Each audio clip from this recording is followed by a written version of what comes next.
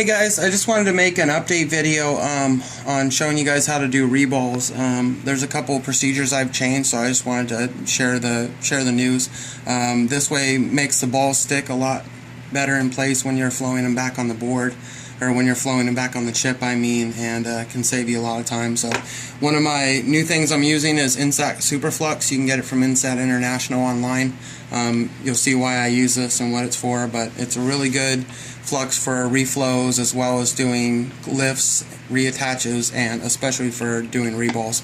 I've already cleaned up these pads. You can see in my other reball video how I do that.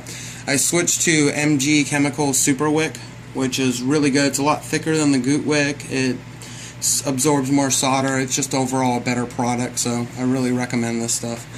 So what I wanted to show you is first is how I aligned a jig, in case you guys are having problems with this. If you're trying to get it to line up on the chip perfect, which is really important, it's much easier if you loosen these screws a little bit, set it down on top, and push these with your fingers until they're lined up, and then tighten them back down. Save you a lot of time that way. And the other thing is, every time I use my jig, I clean it with a toothbrush and 91% alcohol and then dry it out. Any little speck of flux left over from the last time you used your jig can knock the balls out of place, pull them off, and cause you a lot of issues. So just what I wanted to show you here. So Insat Super Flux, this is what I do. I use a thin layer. I can't take credit for this. I get it from other techs, but I just wanted to share it with you. So I put one drop of Insat Super Flux down here in the center, and then I put it on with my finger. Just one drop, enough to cover it. And then I let that dry for a second. Just like in my other video, I go over it with a dry finger until it's dry to the touch. It'll kind of evaporate and get sticky, and that's what you want. So just rub that on there, go over with the dry finger, take off the excess. So now it's getting nice and sticky.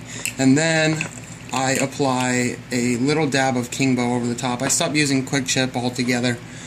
This stuff is just cheaper and works just as good or better for me. So take a little dab on the end of my finger, and I'm going to rub that on there too. You don't want it to be puddles. You want to kind of rub it in. It wants to move around on me.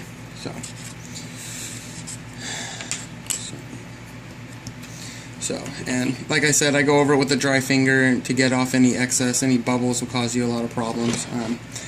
So you can see the rest of my other video. This was just meant to be an update video, but doing that, and then also once you do your attach your balls, after you lift the jig off carefully and you make sure all the balls are aligned, it's good to let it sit for a few minutes before you start hitting it with the wand. So yeah guys, this was just an update video to show you my new tricks, and thanks for watching.